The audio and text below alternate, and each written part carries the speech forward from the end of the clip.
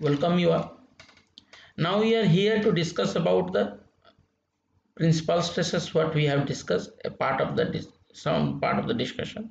Majority of this class we are talking about the Mohr circle, and you know we have during the discussion of the principal stresses we have already talked about. There are two different part. One is analytical evaluation, and the second part was graphical presentation or graphical representation of the principal stresses and the corresponding principal plane, how to evaluate the principal plane. All this we have discussed during the discussion. I'll also try to focus few points which has been discussed in the principal stresses, as some of the analytical methods, or sorry, some of the analytical formulas which we have discussed during the discussion. The very first beginning we have discussed, although I'll focus on those points, and after focusing those points, or after just pointing out those basic equations and how we'll draw and why a graphical representation in come into the picture, then why it's a circle. I think most of you know, or most of you have gone through that syllabus we have curriculum. It says more circle, then how this circle concept has came into the mind, and how circle has been drawn, and what are the steps, what are the procedures for all different cases, or one cases or two cases. Here also we'll focus in that, and most probably we'll discuss as we have discussed in the case of analytical method. Here also we'll do the similar kind of thing. That means we'll take a biaxial normal stress and shear stress, and one the direct stress as well. So what are the importance, and all this will be discussed in this particular class. We'll talk about a initial few points of the principal stresses, then we'll go directly to the discussion about how to represent the Mohr circle. So the topic heading, as we said, the graphical presentation of principal stresses and planes, principal plane, how to represent. Then first of all, you may recall these are the equations which we have already gone through during the discussion of our first part of the discussion.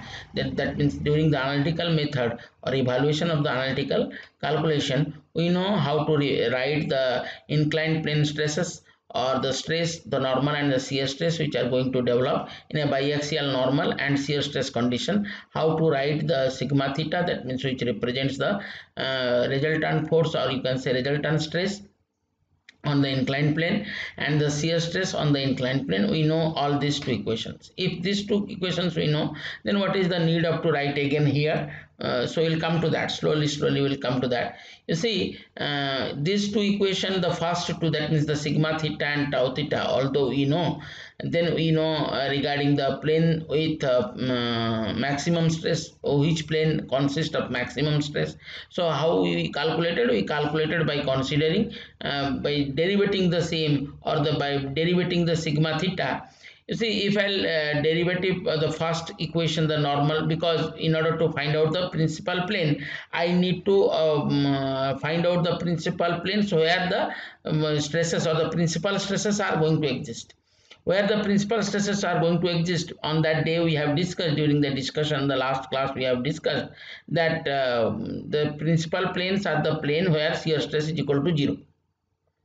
Mathematically also we can say in the same way. So, how we can say mathematically, that's what I want to show here. The basic in importance, or basic necessity, or the basic intention of this discussion to talk about that. Then we'll go for the graphical representation.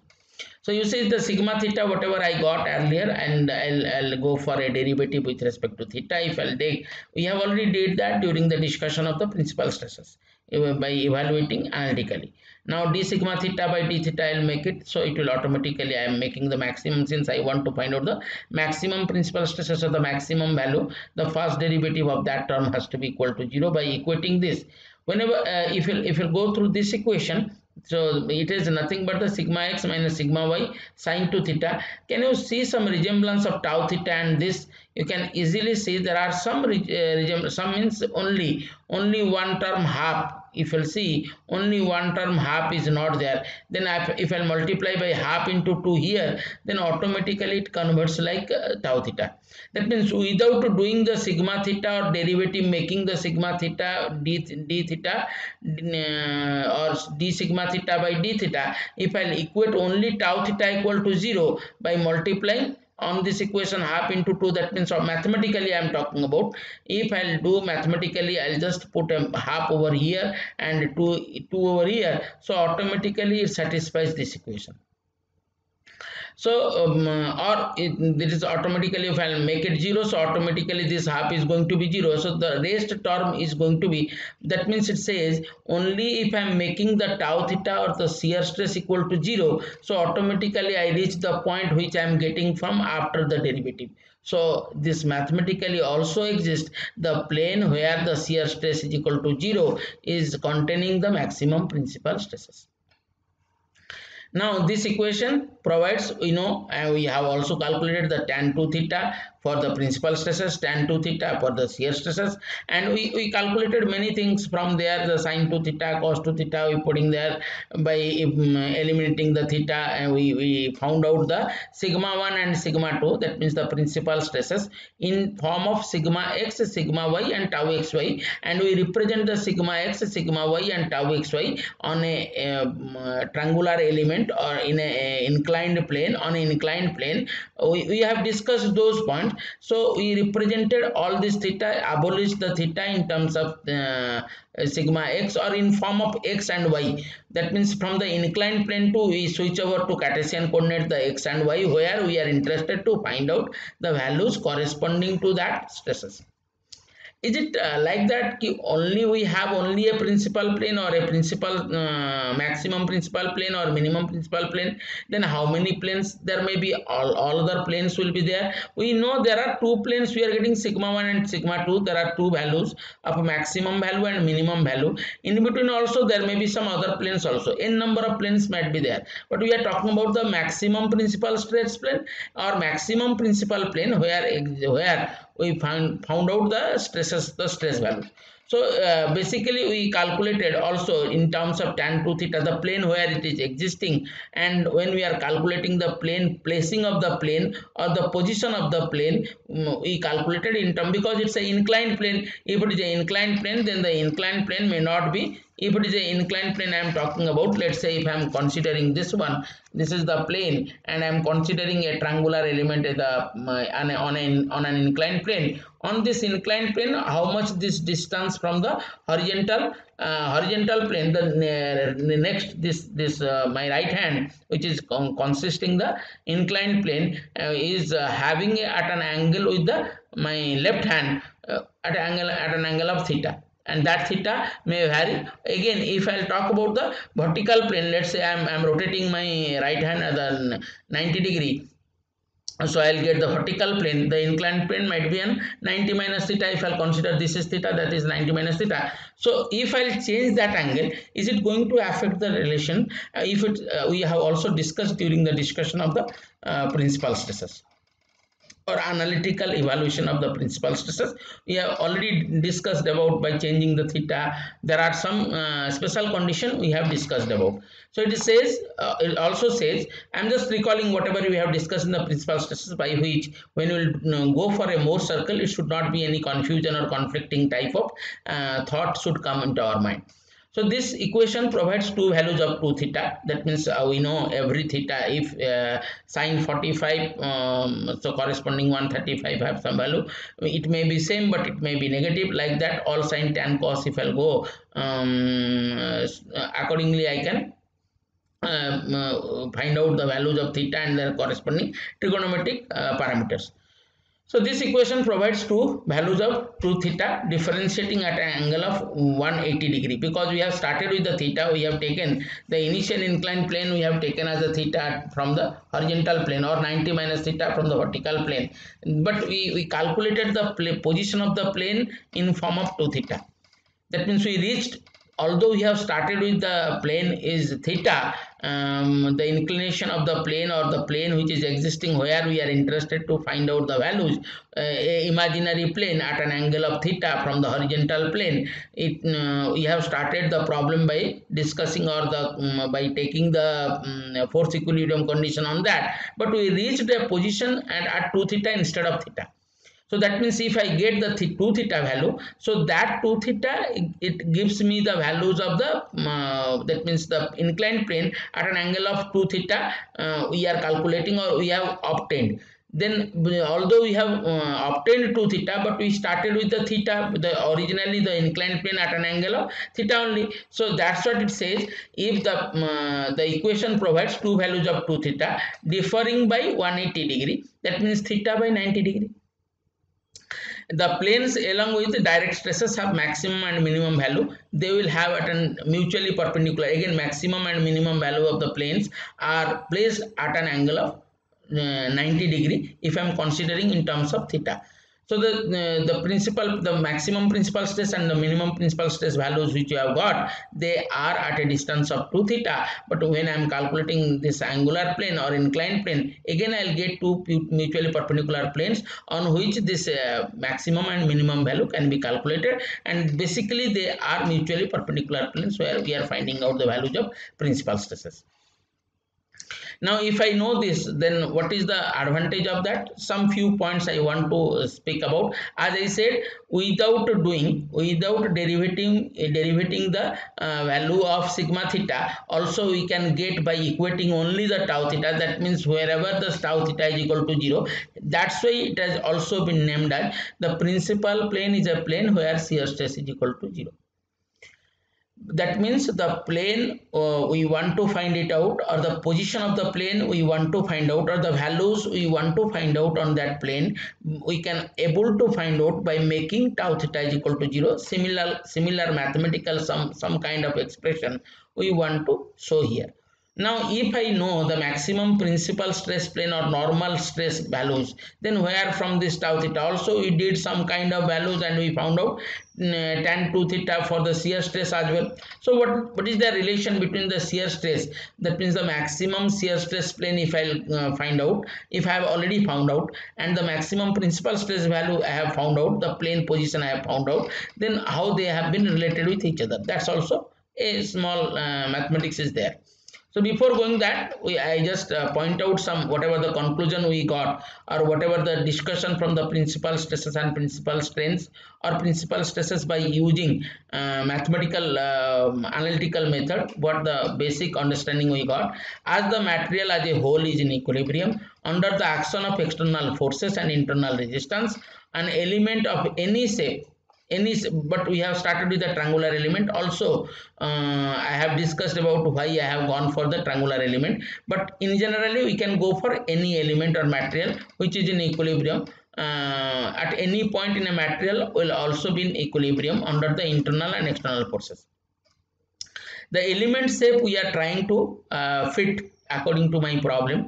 Here we have taken the during the discussion of the inclined plane or the principal stresses, we took a plane or inclined plane like a triangular element. Can I go for rectangular element? Yes, I can go for rectangular element. And I think I have also discussed in my earlier class also the same thing discussed over here. An element of any shape may be considered for force analysis. Usually the choice made depending upon the requirements. If the stresses, for example, if the stresses on longitudinal and transverse axis are required, that means I only need the principal plane, mutually perpendicular planes, the values of the stresses on mutually perpendicular plane, or only the direct stress values I need, biaxial direct stress values I need, a rectangular element can sufficient to give me the same. However, if I need is a suitable choice, whereas if the stresses on some inclined plane I want to find it out, instead of mutually perpendicular plane, if I want to find out a plane which is existing at a distance of theta from either from horizontal or from vertical axis, then it will be preferred to go for a triangular element. So that's why the calculations has been made. Whatever we have discussed in the discussion of the analytical method, they are based on considering a generic form of theta. That means the theta has been taken from the vertical plane or horizontal plane. Accordingly we can change the angle, or we can make it theta is equal to 0, so automatically we will get sine 0 0 and cos 0 1. Likewise we can convert these values, the equations may change. The inclination is measured whatever we have discussed, whatever it has been discussed in the earlier class, it or in the principal stresses and analytical method, or the equations which has been shown based on the following three major conditions. What that inclination is measured in the clockwise direction with vertical plane, compressive stress are taken negative, and the direction of the shear stresses is clockwise on the vertical plane. That means if I am considering the vertical plane clockwise on the vertical plane, if I am talking about this a vertical plane, my left hand is a vertical plane and my right hand is a horizontal plane. So horizontal plane, if I take counterclockwise, if I'll take counterclockwise, or if I'll take a rotation, if I'm taking a counterclockwise relation from the for the case of horizontal plane, a clockwise or counterclockwise, based on that I can also decide. That means if it is a vertical plane and horizontal plane, basically we are representing a vertical plane or horizontal plane in this form, or the element which we have taken earlier, which we have taken the element like this form, this triangular element. So the if this is the horizontal plane, this is HP, the lower one is the HP, and this is the vertical plane, and the direction of shear stress is clockwise. If the direction of shear stress is clockwise with the vertical plane, that means if I am considering from here to here in this angle, then it is plus clockwise. Or if I am considering the anti-clockwise from the horizontal plane, that means theta and 90 minus theta. All these conditions we can also establish the similar kind of thing. So these are the main major points has been considered during the discussion of the principal stresses or analytical evaluation of the principal stresses.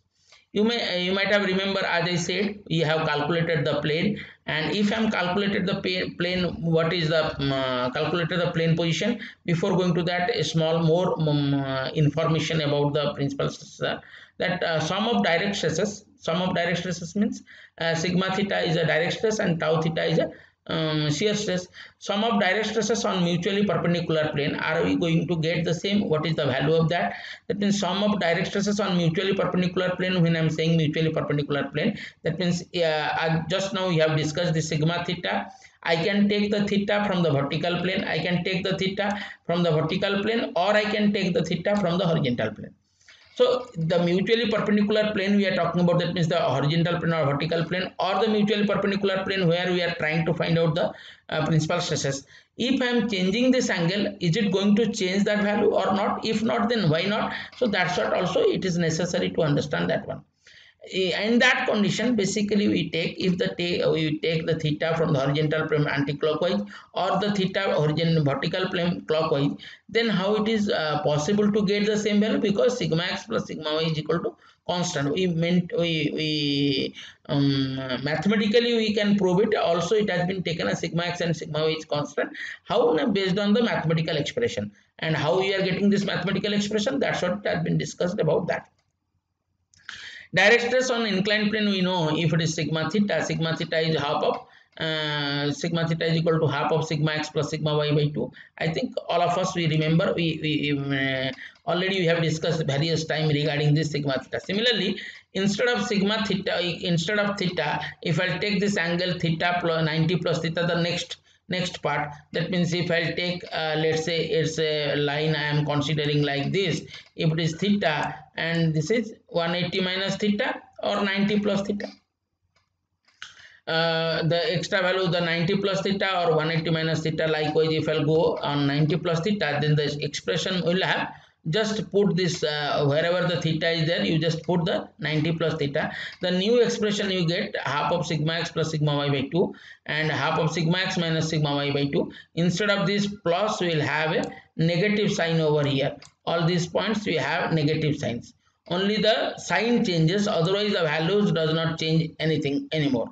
The magnitude is same, but the direction changes due to the change in this theta value. theta or 90 plus theta. Then what it does, if I'll add these two, this sigma theta and sigma 90 plus theta, then I'll get sigma x plus sigma y.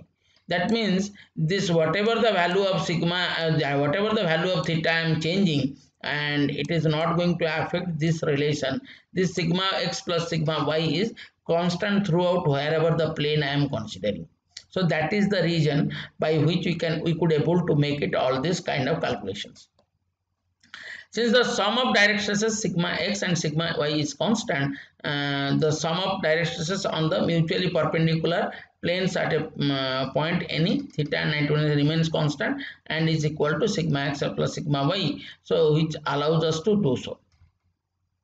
Now here one more case I have shown here, which we have already did, which I have already discussed also. This is the angle or 2 theta value, tan 2 theta value when we have calculated for the calculation of principal plane or the plane existence of plane when making it d sigma theta is equal to theta in terms of to find out the maximum principal plane. In one case we got for normal stress or d sigma theta by d theta, and other case we got for the tan 2 theta. Here this is the tan 2 theta we got, here this tan 2 theta we got. This figure refers to this one, this figure tan 2 theta, this figure refers to, or I can say this figure, and this relation exists. Similarly this figure and this relation, this is the tan 2 theta value, the below one is showing the same thing.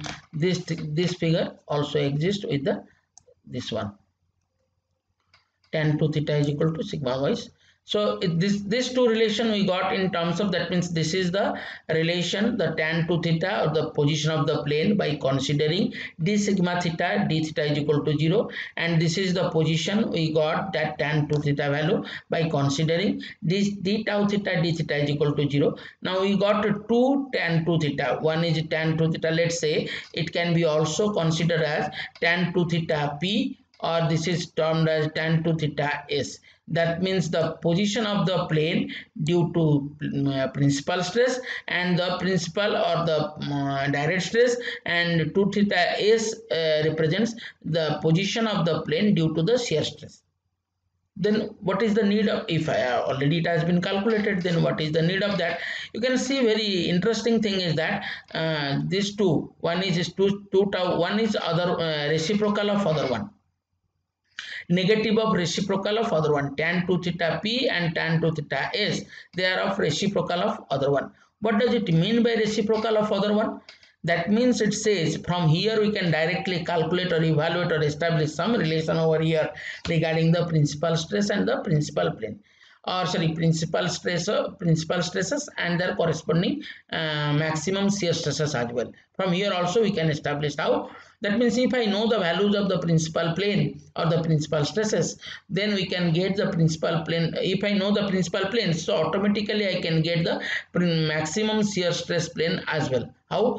That means if I multiply these two, tan 2 theta p and tan 2 theta s, this tan 2 theta in both the cases are nothing but the slope of this. If this is the slope, this is the slope of principal plane, the first one is the slope of principal plane, this is the one is the principal plane, position of principal plane, and this is the 2 is the principal plane for the or the slope of the shear stress. Then what it does or what it happens, if I multiply these two, we will get minus 1 of this. That means if I go to next one, so you can see, if I am getting this tan 2 theta p is this much and tan 2 theta s is equal to this much, which I already get in earlier discussion I have told. That means tan 2 theta s is the negative reciprocal of the tan 2 theta p. Then if I multiply the two slopes and I will get minus 1, it refers to one case. That means it is the perpendicular to, when two lines or two mutually perpendicular planes are there, their slope will be the slopes will be, if I multiply their slope, I'll get the minus 1 value. Interesting is that I got this 2 theta p and 2 theta s. instead of I'm although I'm talking about the theta, I'm not talking about the 2 theta, but I started with the theta, the angular element I have taken, that angular element I have taken as the theta, and based on theta or 90 minus theta, but I reached at 2 theta. But if I multiply this 2 theta value, I get minus 1. That means 2 theta is a, or the shear plane, which is the minus 1, the shear plane is at a distance of 90 degree from principal plane. Or if I'll write in form of theta form, then the shear plane, which is, we are talking about the maximum shear stress plane, is at a distance of 45 degree from the principal plane. Then if I know the principal stress plane or the plane of principal stresses are existing, then I'll add the 45 degree, I'll get the directly the other one. Similarly, the shear stress case, if this maximum shear stress case as we have discussed, so the maximum shear stress also half of the sigma x plus sigma y. We can also directly find out the, as we have got in case of inclined plane discussion. During the discussion of the inclined plane, the shear stress value is half of that. There also we can calculate the same. This relation, the tau, normally if I know the sigma x and sigma y, I can directly, or the sigma 1 and sigma y, I can directly also calculate the value of the maximum principal stress by what, sigma 1 minus sigma 1 sigma 2 by 2. You just see sigma 1 minus sigma 2 by 2, you just do, you will get the maximum value or maximum tau max, whatever the relation you got, you will reach that position automatically. So I am not going to discuss that part here, or I have not written anything regarding that. Instead I'll go to the Mohr circle now. Before going to the Mohr circle, what is Mohr circle, what you know, and from where this circle and all this will discuss about that. This is nothing but a transformation of equation of planes. Plane stress can be represented in the graphical form by plot known as plot means by graphical plot. And again, it is a freehand sketch. You need not to take its freehand sketch. When I'm saying, you can utilize your scale, protractor, or rounder, all this, but there is no such scale. You can take your own to draw the, or the scale can be defined by you. Let's say 1 centimeter, 10 centimeter, 5 centimeter, that the kind of stresses I have. Let's say sigma is equal to 5 mm or 10 mm, sorry, sigma is equal to 5 kilonewton or 5 kilonewton per meter square, or 50 kilonewton per meter square, or 5 kilopascal, or 5 megapascal, or 5 gigapascal. Likewise, whatever the stresses will be given, based on the stresses, I can define some units, and that unit is based upon me. I'll talk about that, the construction rule and all this, we'll discuss about that. Before, I'm just giving a overall idea on this. So it's a freehand sketch by which, or you can utilize the scale. It will be better to utilize the scale, pencil, protractor, and rounder, and at the same time, but it is you can, the viewer or the person who is drawing the which is trying to plot, he can take its own scale by mentioning the scale value, whatever he is taking or she is taking. 1 centimeter is how much, the quantity, the magnitude can be defined by the user. From where this Mohr circle first come? It's after the name of it's a German engineer, after his name, Otto Christian Mohr. The first one, or this Mohr circle is came into the picture. Here we are going to discuss about the 2D, 3D Mohr circle is also available. Also it is there. Since we are not discussing here in the 3D cases, so I have not shown anything about the 3D. Only 2D I have talked about in my lecture. Mohr circle is a valid form, valid for strains also. Moment of inertia, you can also find out the values of the principal strains as we are calculating for the principal strain. Also, if you want, you can also calculate the Mohr circle for the inertia, moment of inertia.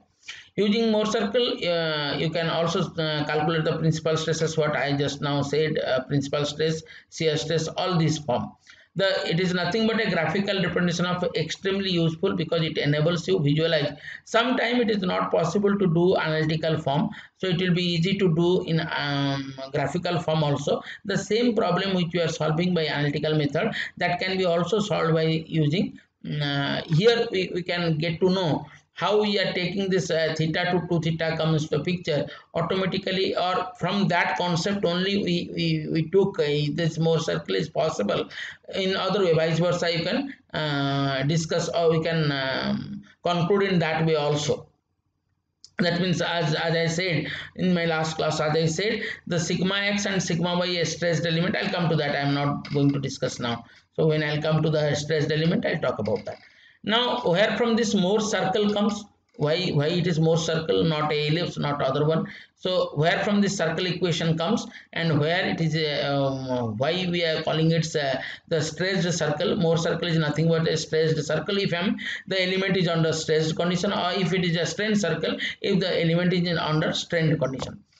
So circle concept comes or from where it has been evolved. We'll talk about that. Then we'll start with our corresponding values or our corresponding required data or corresponding required discussion we need for. Stress transformation equation, what we know, these are the stress transformation equation for 2D case I have shown. It's a rectangular element, perpendicular, there are perpendicular values of stresses on a plane already been given. So from there we can say what is the value of this is the case where this sigma x or x and y, here they are perpendicular to each other in this case. So next part, if I'm showing it is not always possible that we will get this similar kind of situation. So that's why we are taking a angular position. Let's say I am interested to find out a plane, or I am interested to find out the values on a plane which is already rotated about this is the original x and y, the where the values are need to be found out. A new set of coordinate system which is rotated about theta degree, the whole frame about this xy frame, x1 y1 is a new frame at a distance of theta from the basic one. Then the transformation equation we wrote, based on that concept only we wrote the sigma x is equal to or sigma theta. We took in that manner. Sigma theta is the plane or theta, the inclined plane at an angle of theta from the horizontal plane. Then we found out the sigma theta corresponding sigma theta value and tau theta value. The same concept has been written over here. I believe only to have this x1 y1 to have in a generic form it has been converted to, because most of the problems or most of the discussion or most of the book followed the xy form or the Cartesian coordinate. We follow the Cartesian coordinate. It is better to represent in Cartesian coordinate. So that's why we are representing instead of trigonometric. We are trying to avoid the theta and we retain in form of magnitude value. So the magnitude values has been shown sigma x, and similarly the tau x or sigma x1 and tau x1 at a distance of, these are the normal sigma theta and tau theta, as like a sigma theta and tau theta. These two we got. Now I just want to abolish this theta. I don't want this theta has to be with me. That how to abolish this theta, we'll discuss in the next slide. It says if we vary theta from 0 to 360, let's say here the theta you can see, here the theta I have taken here. So this theta can be vary 0 to 360. When it is 0, then x1 y1 will be x and y. So as I am going on changing this theta value, so slowly the plane is going to change, or the new reference frame, the frame is rotating. If it is 0 to 360 degree, so automatically I will get a number of planes within that where the principal stresses can be generated. So based on that, it says if we vary theta to theta is equal to 0 to 360, and we'll get a possible values of sigma x1, sigma tau x1, tau x1 y1 for given stress state. It will be useful for present sigma x1 and y1 as a function of theta in a graphical form. Now to do this, we must rewrite the transformation equation like sigma x1, what we got, sorry, this is the sigma x1. I think it is clear from where we got. If we'll go to the earlier equation, so this is the sigma x1. I am just taking all these values, the sigma x1 minus sigma x plus sigma y by 2. Only one side, the trigonometric function at one side of the equation, or the equal sign. I'll take all these magnitude values one side and the angle values one side. So based on that concept, it has been written sigma x1 minus sigma xy by 2. And now what I do, I want the theta has to be abolished. If I want to theta has to abolish, eliminating the theta, what I'll do, each side of the equation, then just I'm squaring it. If the both side I'll square it. So I'll get similar kind of whatever we got. this sigma x1 y1, and then after squaring it we'll just make it the addition. If once I'll square this one as well, whole side, this one I'll square it, and this one also I'll square it. So now I'll add it, then I'll reach the equation here I have shown. Sigma x1 minus sigma x plus sigma y by 2 whole square plus tau xy square, tau x1 y1 square, plus this side I'll get. So you just open it just after adding a plus b whole square. Likewise, if I'll open it, so I'll reach a position sigma x1 and all this. Now define this sigma average and r. What is this sigma average and sigma r? If I'll define sigma average and sigma r to reduce the number of unknowns all together to represent the same thing. This sigma x plus sigma y by 2 I represent as sigma average, and this r sigma x minus sigma y whole square, this sigma x minus sigma y whole square, and divided by 2 and tau xy square. Now then, by putting this value, by substituting sigma r, and we will get this sigma x minus sigma average square. It's just like looking like a x square plus y square is equal to r square, or instead of x square I get x minus c whole square plus y square is equal to r square. You see, I took x square plus y square is equal to r square. X square plus y square is equal to r square is nothing but the equation of circle. It's looking like another equation of cycle, or this circle equation has a radius of r, and this radius of r is sigma x minus sigma y whole square divided by 2, which we have just now discussed about that. We represented that. And the x minus c, when I am saying x minus c, that means x value, the sigma x1 minus sigma average. So this is the sigma average. From here to here, this is sigma average. And what is the sigma average? Now sigma average is sigma x plus sigma y by 2. So we take another, its intercept has been taken as the sigma average, x minus c whole square plus tau square. That means I'll take on x axis, I am interested to take all the sigma x and sigma y values. I am going to take on x axis, and the tau value, that means the shear stress value, I'll take on y axis. And this r is a r square, that nothing but the r is nothing but the radius of the circle.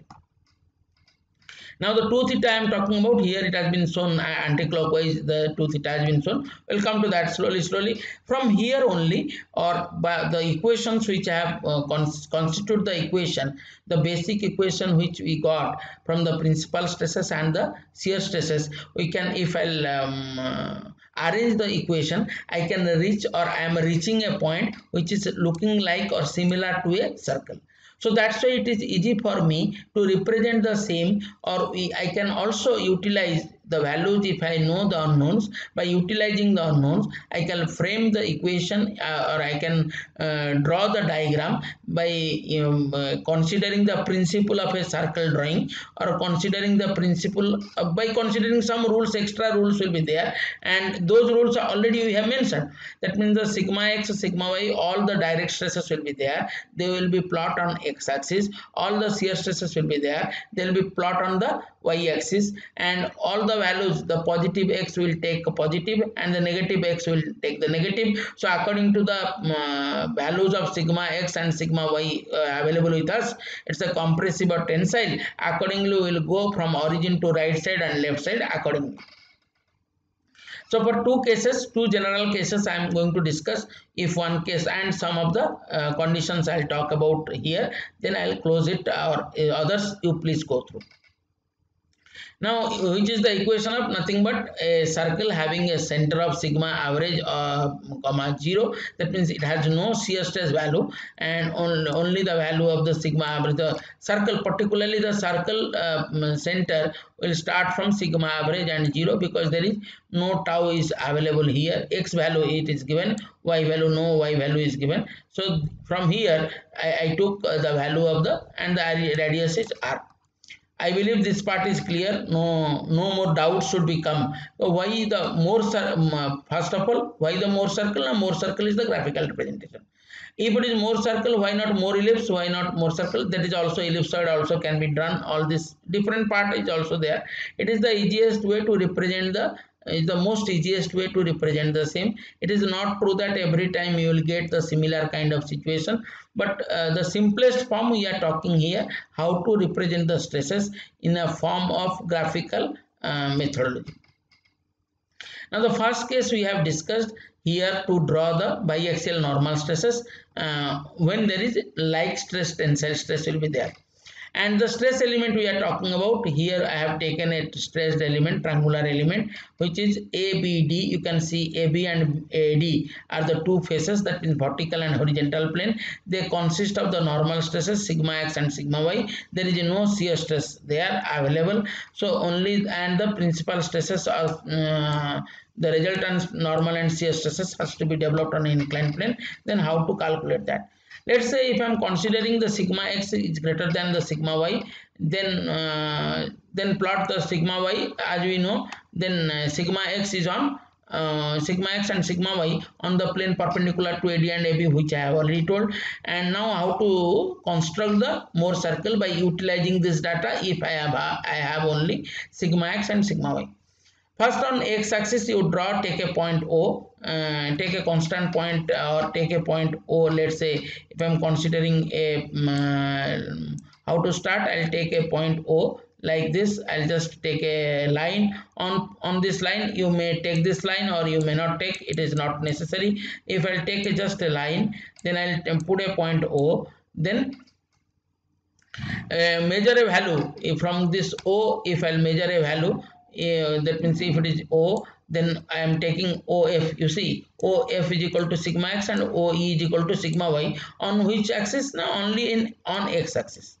And how to take, let's say the sigma x value is equal to 5 megapascal. 1 megapascal is equal to 1 centimeter. 5 megapascal is equal to 5 centimeter. It is 3 megapascal. 3 megapascal is equal to 3 centimeter. Accordingly you can draw. So sigma, if I am considering the sigma x is equal to sigma y is greater than sigma y, then these are the steps I am considering here. I'll show the figure, it will be more easy to understand. Let's say as here we have discussed, the O already I have taken, the OE, you just see I have taken as OF.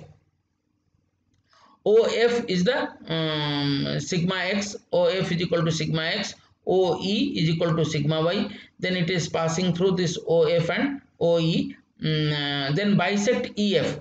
Then bisect this EF value, because it is OF and OE what I got. This is sigma x and this is sigma y, whatever I got. This up to this is sigma y, up to this is sigma x. Then I bisect these two. Wherever I'll bisect, the bisection point will be the center, and on this bisection point bisect bisect this EF at C. It will bisect at C. Now take C is the center and CE as the radius, or CF is the radius, and draw a circle. Then the radius of CF represent the AD. Then the radius CF, that means this side is representing the AD here, that means sigma x value, and the radius CE represents the plane AB, direct stress of this is sigma x value and this is sigma y value. AD and AB are 90 degree, and so if it is AD and AB are 90 degree, but they have been flattened to 180 degree. So simply I can draw. Once I'll draw that, once I'll draw this these values I have drawn, then this as I have taken CF and CE as the radius, then any point from any point here, if I'll draw, that means once I'll draw this one, I'll take another diameter this way or this way, somewhere if I'll draw. Here it has been shown from here to here, this R. The R and S, I draw another line R and S. If I draw from a perpendicular R to L, now this is nothing but this the sigma theta, this sigma theta and tau theta, we are talking about BD, from where this BD will come. And if I take angle 2 theta from here, where you will draw, now you take a 2 theta instead of theta. If I take a 2 theta from here, let's say I'll represent in another way, it will be more easy to understand. Like once I draw the circle is over. Then how to find out next? After the circle, I just draw a angle has to be given, and that angle I have given here. that angle, that means from the center I took a point 2 theta, and the point 2 theta in anti-clockwise direction. Then I'll reach by using, let's say theta is equal to 30 degree, I take 60 degree, then draw this C from C to, and whatever this C theta or theta is equal to theta, after that I draw a line R and S.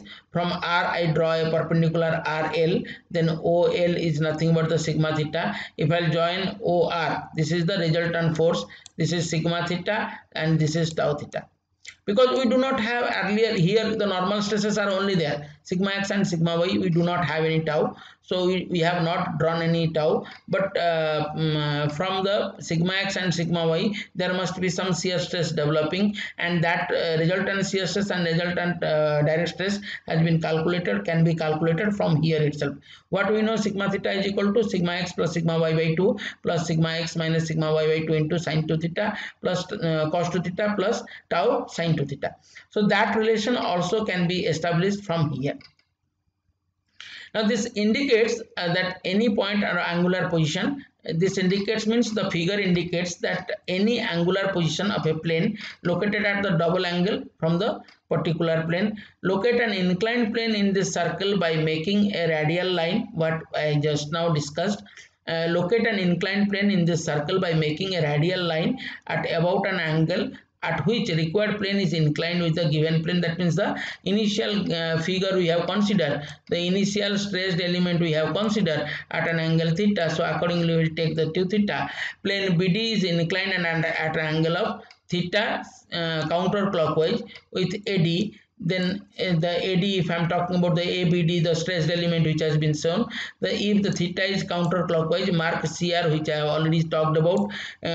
Take the theta from the center, from the C, take the theta in anti-clockwise direction 2 theta, and mark it and pass this this mark line, and it will cross the circle. Where it is touches the circle, that is nothing but another radius, and that is CR.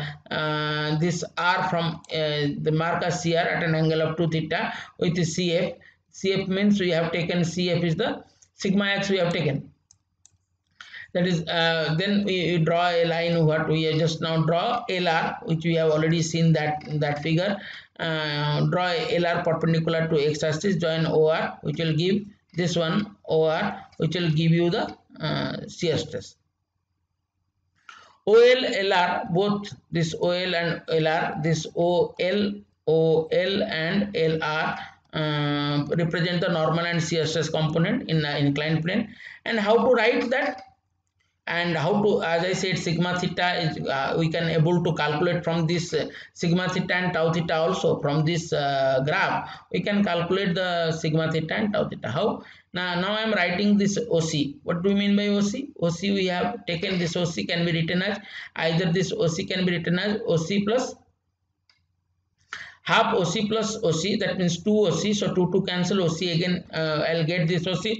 Now this OC can be written as half of OF minus CF. You see, O to C, O to C, OF minus CF. If I take OF that means full length, and it is nothing, if it is OF is equal to, I'll take OF is nothing but the sigma 1, and we'll come to that how it is sigma 1, all we'll come to that. Now OF, it is saying OF minus CF. If it is OF minus CF, so it is nothing but the OC. So OF is full and CF is the one of the radius. If I'll deduct it, or if I'll subtract from that equation, I'll get OC. OC can be represented OF minus CF or OE plus C.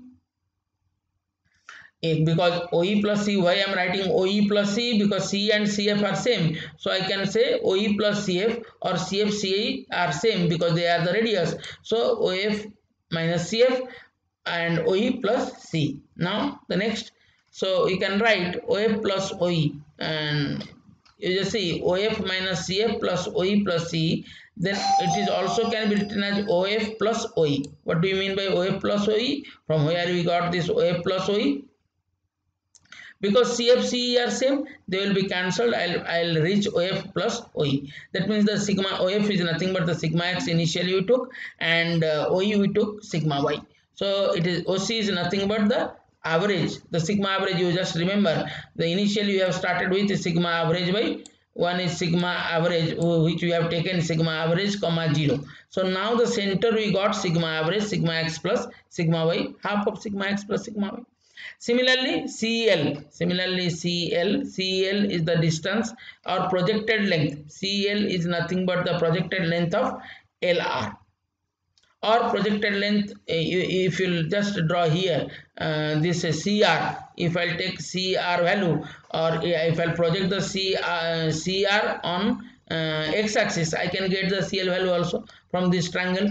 So the same thing has been written, CL is equal to CR cos 2 theta is equal to CF cos 2 theta, because CR is also another radius. CR, CS, CF and CE all are the radius, so they are same. So CR cos 2 theta is equal to CF into cos 2 theta. Again CF can be written as EF by 2 cos 2 theta. Now this EF by 2 cos 2 theta can be represented OF minus OE. CF can be written as OF minus OE. So OF is sigma x and OE is the CEF. You see EF, the whole diameter, can be written as OF minus OE. So it is sigma x and this is sigma y. Up to this is sigma y. Up to this is sigma x. OF we have taken as sigma x and we have taken sigma x is greater than sigma y. So this is sigma x minus sigma y by 2 into cos 2 theta. So now similarly the OL, because to find out the sigma theta I need to calculate, these are the values I need to calculate, OC, CL and OL.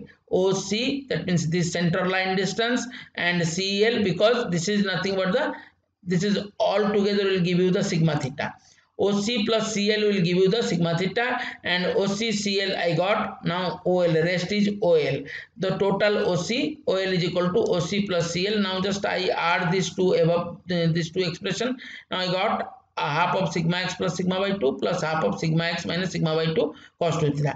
Since there is no shear stress, tau has been not considered, so only the two normal stresses are there. Tau is 0, so automatically the rest term will be going to be 0. Similarly, the LR is equal to CR sin theta. LR, this part, that shear stress tau theta. So this tau theta value LR is equal to CR into this one. CL is cos 2 theta, CL is CR cos 2 theta, and LR is equal to CR sin 2 theta, or CR or CF sin 2 theta, which can be why we are always trying to frame instead of CR in we are framing it CF or CE, because we know the value of CF and CE in form of sigma x and sigma y only. So now this is nothing but the tan 2 theta. So this is the all together about the sigma theta and tau theta can be calculated from the values by utilizing the graphical form. Now the next form, the same extended has been now in earlier case we have only sigma x and sigma y. Now sigma x, sigma y and tau is there. Then how to draw? Again, as we have taken, all these others are same. That means I am just directly I'm just going through quickly all this. You see, earlier we have taken OF and OE. Here also OF and OE. Earlier we have taken EF. What we did, EF we have bisects to get the center. Now here we have shear stress. Then what to do? Now LR and MS are each of tau. Where this LR and MS will come to that, not now. So to obtain the stresses on inclined plane, draw a circle CP which an angle of 2 theta, clockwise CR and ON, direct NP and OR the resultant. These are all direct stresses we are talking about.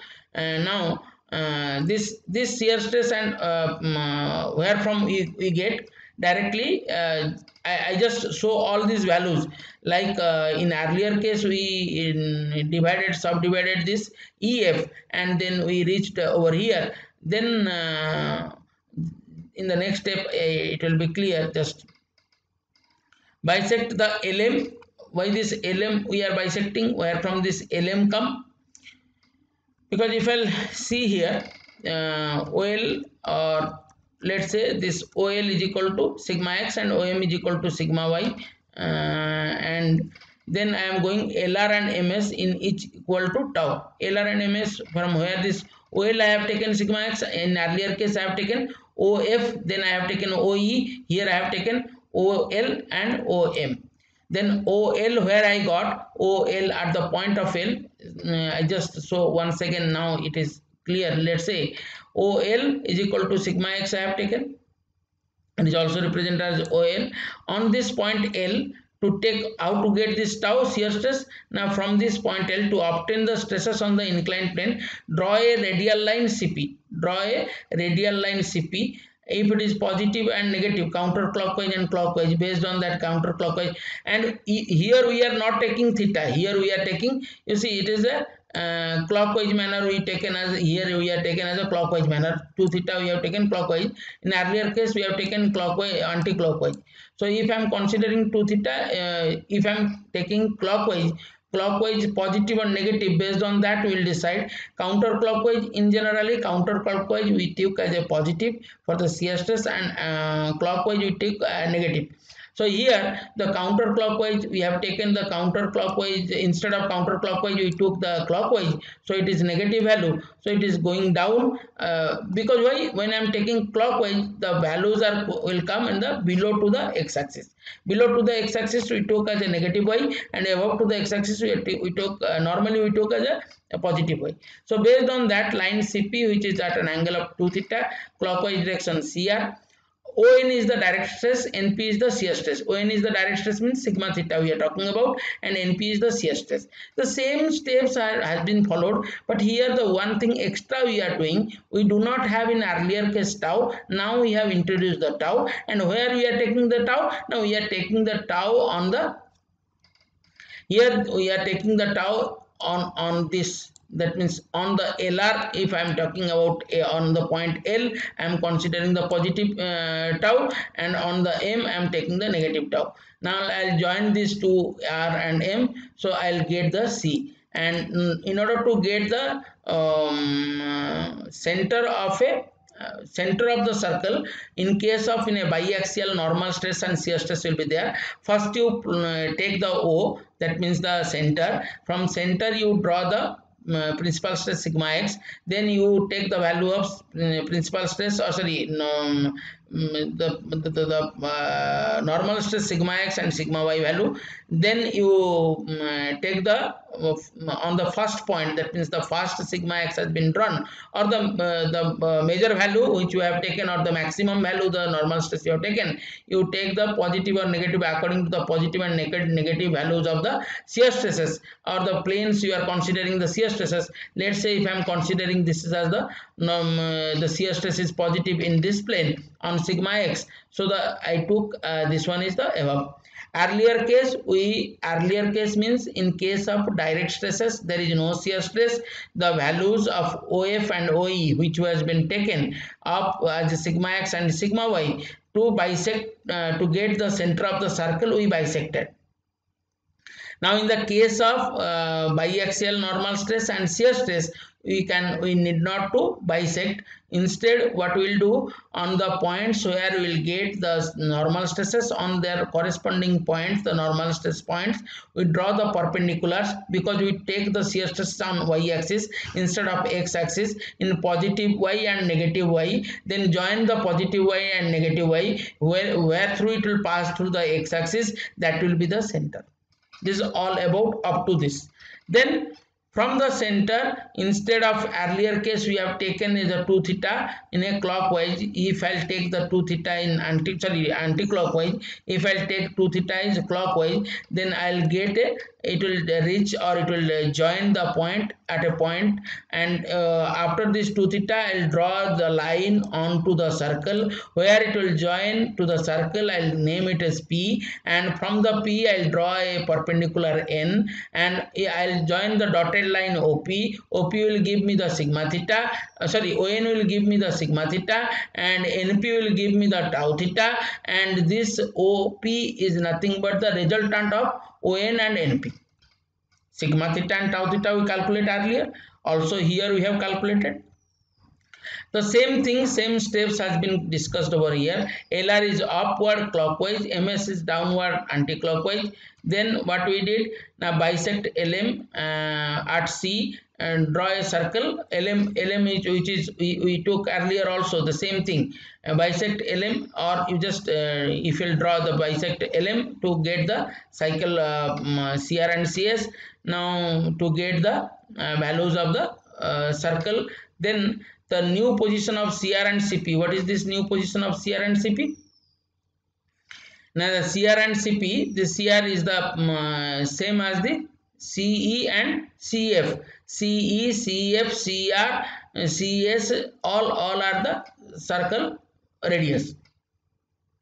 Now draw the NP to perpendicular on x-axis, join OP, draw NP. If I draw the NP, which I have already discussed in the earlier slide, NP is the perpendicular on x-axis, join OP, and ON is equal to sigma theta, NP is equal to tau theta, and OC is equal to half of sigma x plus sigma y by 2, which we have already known to this, and Cn is equal to, again this Cn, you just see Cn is nothing but the Cp into cos 2 theta minus beta, because it is all together is 2 theta and this value is beta, and 2 theta minus beta. Now putting this same equation, I am extending the CR is equal to cos beta. Now I open cos A minus B, cos A into cos B plus sin A into sin B, by putting the value of CR cos beta cos 2 theta, CR sin 2 theta cos beta. So CR cos beta and CR sin beta will give you a new value. CR cos beta will give me the CL. CR cos beta will give me the CL. CR sin beta will give me LR. This LR value. So cos beta, now it will, I'll put that half of sigma x minus sigma y into cos 2 theta, because we know CL value, earlier we know CL value is nothing but the sigma x minus sigma y by 2. Similarly here already we have taken this NR is equal to tau, because if you see the CL, if I talk about the CL and I have taken OL as sigma x, OM as the sigma n, so LM is the sigma x minus sigma y. Sigma x minus sigma y I'll get, or OL minus OM I'll get sigma x minus sigma y. So it is LM, half of the LM, that means sigma x minus sigma y by 2 is nothing but the CL. From there I got this ON is equal to OC plus CN. So OC plus CN, again because this CN has to be calculated indifferently, it is little bit higher than this. That means the from CL to LN, one extra length LN is there to calculate that. So OC plus CN. OC plus Cn, if I calculate the OC plus Cn, OC we know sigma x plus sigma by 2, and Cn we know what? Now Cn we know just now we have calculated. Now Cn value we have calculated, just add it. It is looking like the same sigma theta we got, sigma x plus sigma y by 2 plus sigma x minus sigma y by 2 into sin cos 2 theta plus tau sin 2 theta, and how this is nothing but the sigma theta. Similarly, if I will calculate the tau theta value, for the case of tau theta, that means it's nothing but the NP. NP is again Cn into sin 2 theta minus B. Again sin A minus B. Sin A minus B formula is sin A into sin B minus cos A into cos B. By putting that value, we can get CL sin 2 theta. I think already we have discussed CL, CR, CL, LR, CR, CP, CF, CE. All are the CR, CP. Sorry, CR, CP, CS, CF, CE, all are the radius of the circle. Now putting this value after, as we know, CL, CS, CR, CP, CP, CE, CF. First of all, the CE as well as the CP, the CE as well as the CP, both. Here the CE, CP, CP, CR, CF, CS, all are the radius of the circle, and we represent here basically all these values. We are representing the values which is known to us. What are the values we know? Known to us? Now CL, CP, CR, all these values we have calculated. Based on that, we are writing here. So now, as in the earlier case, we got CR sin cos 2 theta and CR sin 2 theta and CR cos beta sin 2 theta. Likewise, we got here CL cos beta sorry, CR cos beta sin 2 theta and CR sin beta cos 2 theta, and the names has been obtained from by considering the relations, and we got the relations of sigma x plus sigma minus sigma y by 2 into sin 2 theta into tau cos 2 theta will give me the tau theta value. And why this negative? Now the NP is below, we have taken the NP is below the x-axis, so shear force is negative over here we are getting. Once I get the NP, that means I got the value of NP. NP is the tau and ON is the sigma theta. Then I can calculate the all these values, the necessary values. Now the shear stress is 0 on the principal plane, as we know. The principal plane shear stress is 0. OF is the major principal stress. OF, that means the circle touches the x-axis. What is the maximum dimension when it crosses or touches the value which is the cut, the circle cuts the axis x-axis at the maximum magnitude, gives me the maximum maximum normal stress or the sigma 1, and it cuts the minimum value of the circle, or the circle cuts the minimum value on the x-axis, gives me the minimum principal stress, that is sigma. If I am considering OF as the maximum or major principal plane is sigma 1 and OE is the minor principal plane. OF is equal to OC plus CR. OF, what is then again OF? OF is nothing but maximum principal stress, that can be written or that can be found out whatever we got from analytically sigma 1 or sigma 2. Sigma 1 is equal to sigma x plus sigma y by 2 plus or minus sigma plus or minus, if I'll add plus then I'll get sigma 1, if I'll minus it or subtract it I'll get the minimum principal stress. So we got sigma x plus sigma by 2 plus half of sigma x minus sigma y by 2 whole square and 4 tau square. Similarly, the shear stress also can be calculated the similar form.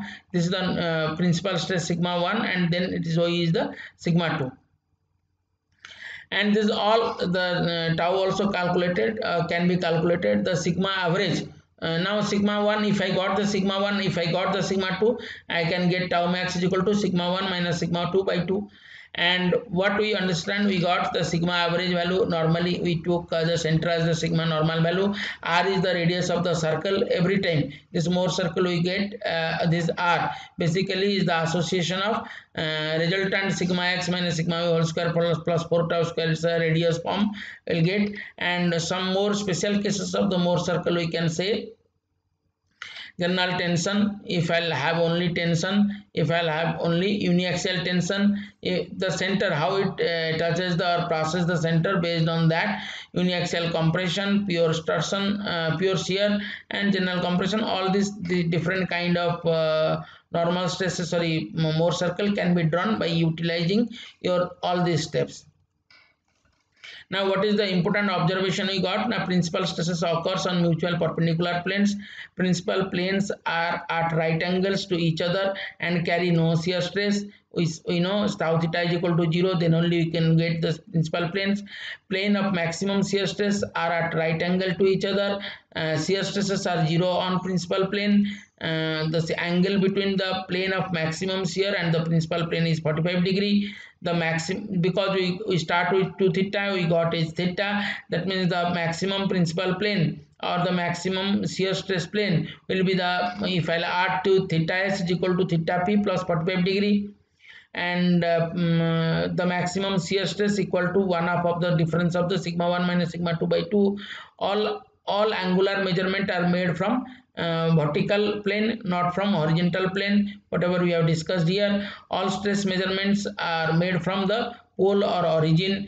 When we are drawing the all these values during the drawing, we must take into consideration that whenever we are drawing why we are going